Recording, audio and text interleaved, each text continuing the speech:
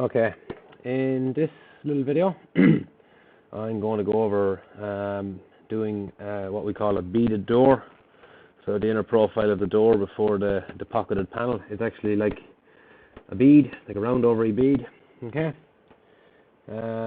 So the most awkward part about doing these is you actually have to set up a tool within Polyboard to have the exact profile you want for simulation purposes, but also for the software to work. But most importantly, simulation, so you can actually do the door and test it digitally before you then start testing on a machine and wasting board. Okay.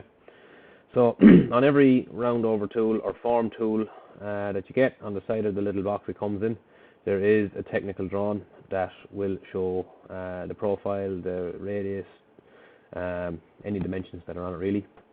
So to add one of these tools into your database, which matches the exact one that's going to be on the machine, you have to draw from the center point of the tool. You have to draw the right hand side of it, and the right hand side only. You don't draw the full shape of the tool. You don't bring this line back.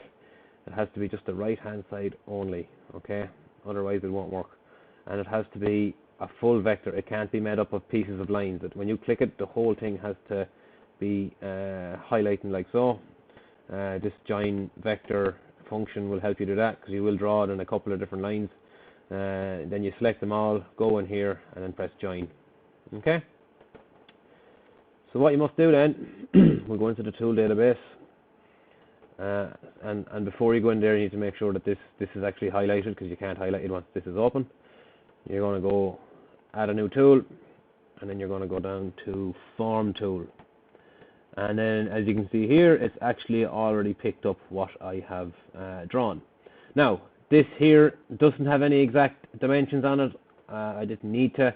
This is just to show anyone how to actually set up a form tool, okay? So obviously this number here doesn't make sense. So once you do that, they're generally two flute tools, create settings and whatever else you need to put in there. Hit apply, and you're good to go. Now I'm going to cancel that because I don't need it. And I'm going to press no.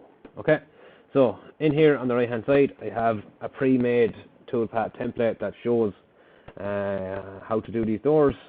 So again, starting from outside in, we have a 40mm pocket. We have the 6mm to clean up the corners, 9mm deep. Now it's 9mm deep because our round over is a 6mm radius. So we will push that in 9mm, which will leave a bit of a step, what you can see here on the outside. Okay, and then we have a 4mm then coming up along the top, just to kind of take the round over edge off it, because unlike V tools, a form tool can't be set to go up at a certain angle to clean it, because obviously it just wouldn't look correct.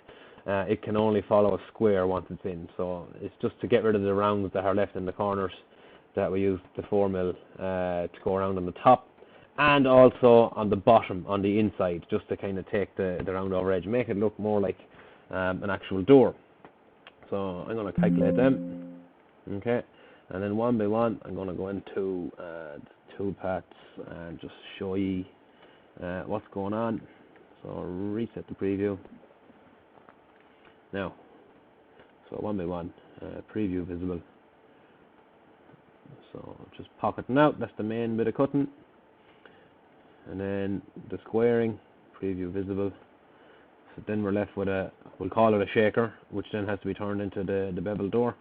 Now I'm going to turn this down a bit so you can see it doing its business. Preview visible. That just follows along there. So as you can see, there's our bead, but now we need to do a bit of processing in the corners, right? So I'll zoom in really close here. Okay, and this one here, 4mm on the top, you can see it goes along the top, it'll square out this a bit. Preview visible, takes that look off it, and then on the bottom it'll take the look off of that too.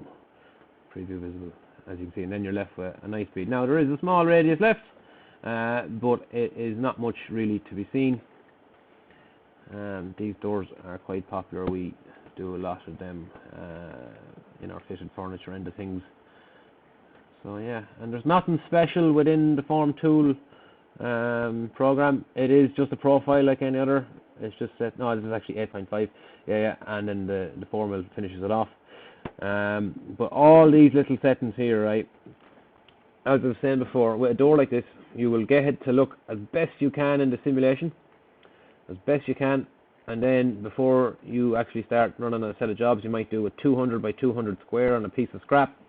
Run all the operations on that, see how it looks. You might find you need to go deeper, you might need an offset. The 4mm might need to go in or out on the top or the bottom. And you'll keep just testing them out and fine-tuning them. And once they're fine-tuned, like any other tool path, you can save it as a template. So save it as a template. And then when you do that door in the future, rather than starting from scratch, you bring in the template, apply it to all your doors, and work away.